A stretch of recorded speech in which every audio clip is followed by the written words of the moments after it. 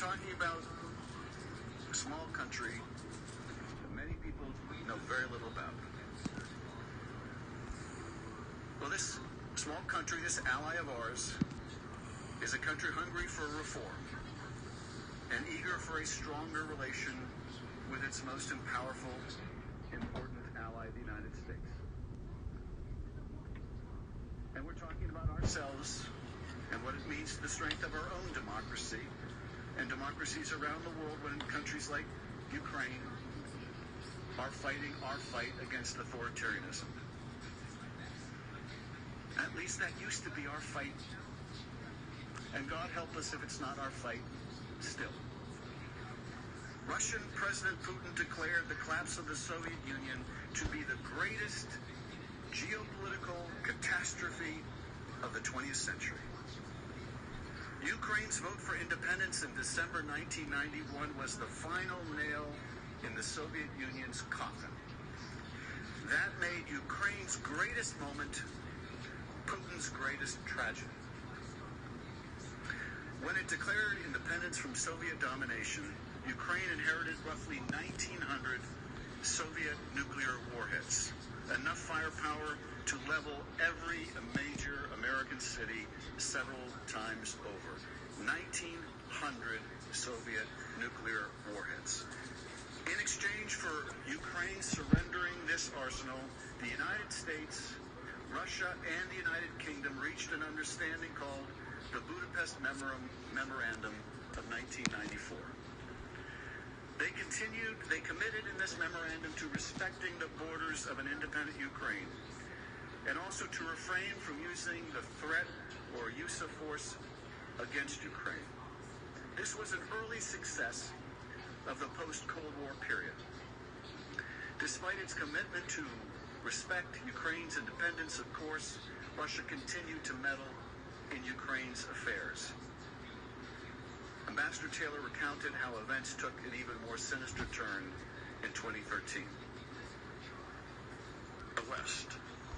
But in 2013, Vladimir Putin was so threatened by the prospect of Ukraine joining the European Union that he tried to bribe the Ukrainian president. This triggered mass protests in the winter of 2013 that drove that president to flee to Russia in February 2014, but not before his forces killed 100 Ukrainian protesters in central Kyiv. Angered by the fall of the Kremlin-backed leader in Kyiv, President Putin ordered the invasion of Ukraine, specifically a region known as Crimea. Russia's aggression was met with global condemnation.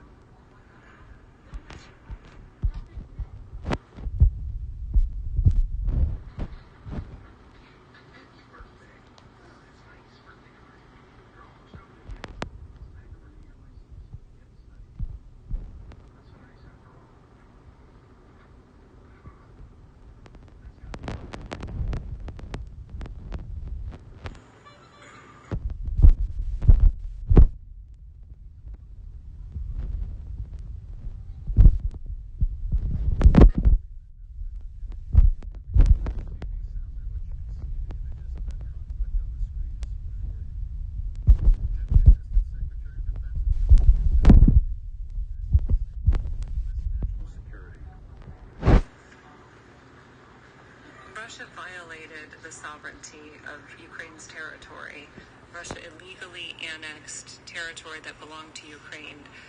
They also denied Ukraine access to its naval fleet at the time. And to this day, Russia is building a capability on Crimea designed to expand Russian military power projection far beyond the immediate region. In 2014, were there concerns in Washington, here in Washington, and European capitals that Russia might not stop in Ukraine? I was not in my current position in 2014, but it is my understanding that there was significant fear about where Russian aggression would stop.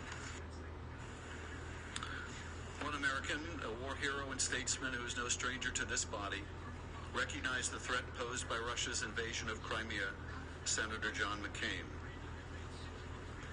In an interview, he declared, quote, "We are all Ukrainians." Senator McCain advised that this is a chess match reminiscent of the Cold War, and we need to realize that and act accordingly. He was, of course, absolutely right. Consistent with the commitments made to Ukraine in 1994, the United States and Europe responded to Russia's invasion by imposing significant sanctions on Russia. We joined Europe in providing Ukraine billions of dollars in economic support to help it resist Russian influence. And the Senate approved by an overwhelming majority vital security assistance to help rebuild Ukraine's military, which the former Russian-backed leader of Ukraine had starved of resources. This strong bipartisan support for Ukraine reflected what Senator McCain said was an opportunity for the United States to undermine Russian leverage in Eastern Europe by building, quote, a success in Ukraine. Senator McCain outlined this vision. Putin also sees, here's this beautiful and large and magnificent country called Ukraine. And suppose Ukraine finally, after failing in 2004, gets it right, democracy, gets rid of corruption, economy is really improving, and it's right there on the border of Russia. And so I think it makes him very nervous if there were a success in Ukraine in bringing about a free and open society and economic success, which is not the case in Russia, as you know, which is propped up by energy. Achieving the Ukrainian success that Senator McCain and many of us hoped for proved to be a daunting task. But several witnesses who testified before the House said Vladimir Zelensky's landslide election in April 2019 was a game changer. Here is how U.S. diplomat David Holmes explained the, quote, historic opportunity created by his election.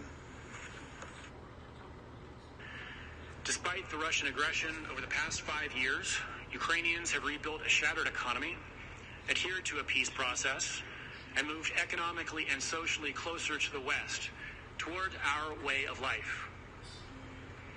Earlier this year, large majorities of Ukrainians again chose a fresh start by voting for a political newcomer as president, replacing 80% of their parliament, and endorsing a platform consistent with our democratic values, our reform priorities, and our strategic interests. This year's revolution at the ballot box underscores that despite its imperfections, Ukraine is a genuine and vibrant democracy and an example to other post-Soviet countries and beyond, from Moscow to Hong Kong. Support for Ukraine's security and reform is critical not only to our own national security, but that to other allies and emerging democracies around the world. The widely accepted fact of Ukraine's importance to our national security makes President Trump's abuse of power and withholding of vital diplomatic and military support all the more disturbing. First, witnesses assess that withholding the military aid likely helped to prolong the war against Russia. When wars drag on, more people die. Ambassador Taylor testified to this sober reality. I take it if the provision of U.S. military assistance would save Ukrainian lives, that any delay in that assistance may also cost Ukrainian lives. Is that true?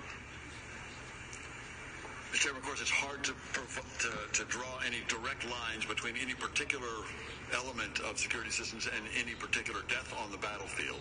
But it is certainly true that assistance had enabled Ukrainian armed forces to be effective and deter and to be able to take countermeasures to the attacks that the Russians had. I think you said that a Ukrainian soldier lost their life while you were visiting Donbass. We keep very careful track of the casualties, and I noticed on the next day the information that we got that one was killed, four soldiers were wounded on that day. And indeed, Ukrainians lose their lives every week. David Holmes also testified that prolonging the war in Ukraine results in additional casualties. As we sit here today, Ukrainians are fighting a hot war on Ukrainian territory against Russian aggression. This week alone, since I have been here in Washington, 2 Ukrainian soldiers were killed and 2 injured by Russian-led forces in eastern Ukraine, despite a declared ceasefire. I learned overnight that 7 more were injured yesterday. Withholding the aid has real consequences to real soldiers with real families. And bear in mind that U.S. aid is fully 10% of Ukraine's defense budget. 10%. That's not an extra bonus. That's necessary aid for Ukraine to defend itself on the front line.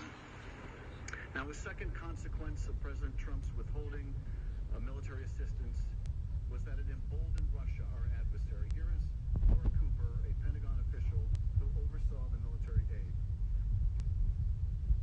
What about today? If the U.S. were to withdraw its military support of Ukraine, what would effectively happen? It is my belief that if we were to withdraw our support, it would embolden Russia. It would also validate Russia's violation of international law. And which country stands to benefit the most? What stands to benefit the most? Russia. Russia was not only emboldened on the battlefield. Ambassador Taylor testified that President Trump's corrupt withholding of military assistance and his support of President Zelensky in the Oval Office was, quote, a sign of weakness to Moscow. And it harmed Ukraine's negotiating position, even as recently as December 9, when Zelensky and Putin met to discuss the conflict in the East, shown in this photo. Ambassador Taylor explained. I think you also testified that Russia was watching closely to gauge the level of American support for the Ukrainian government. Why is that significant? This is significant, Mr. Chairman, because the Ukrainians, in particular under this new administration, are eager to end this war. And they are eager to end it in a way that the Russians leave their territory. These negotiations, like all negotiations, are difficult. Ukrainians would like to be able to negotiate from a position of strength, or at least more strength than they now have. Part of that strength, part of the ability of the Ukrainians to negotiate against the Russians, with the Russians for an end to the war in Donbass, depends on the United States and other international support. If we withdraw or suspend or threaten to withdraw our security assistance, that's a message to the Ukrainians, but it's at least as important as your question indicates, Mr. Chairman, to the Russians, who are looking for any sign of weakness or any sign that we are withdrawing our support for Ukraine. And so when the Ukrainians learned of the suspension of the military aid, either privately or when others learned publicly, the Russians would be learning also. And they would take that as a lack of robust U.S. support for Ukraine. Is that right? That's correct, sir. And that would weaken Ukraine in negotiating an end to the war in Donbass. It would. Indeed, the aid doesn't just supply much-needed weapons to Ukraine. It is a symbol of support, a signal of strength, a signal of the backing of the United States. And withholding that aid, even for a period of time, undermined all of those things. President Trump's actions towards Ukraine also undercut worldwide confidence in the United States as a reliable security partner. Maintaining that confidence is crucial to the strength of our alliances in Europe, to deterring Russia, and ultimately protecting and projecting democracy around the world. The United States has roughly 68,000 troops stationed in Europe. They serve alongside troops from 28 other countries that comprise the North Atlantic Treaty Organization, or NATO. They are holding the line against further Russian aggression. It was U.S. leadership that led to the creation of NATO 70 years ago, as the Iron Curtain was descending across the heart of Europe. And it is American leadership that makes NATO work today. NATO is also effective because other countries, friends and foes alike, know that we are committed to our collective defense. that an attack against one nation is an attack against all of us. That principle deterred a Russian invasion of Europe during the Cold War. It's only been invoked once by NATO in the aftermath of the September 11th terrorist attacks. New York is a long way from the front lines with Russia, but our European allies stood with us after that dark day.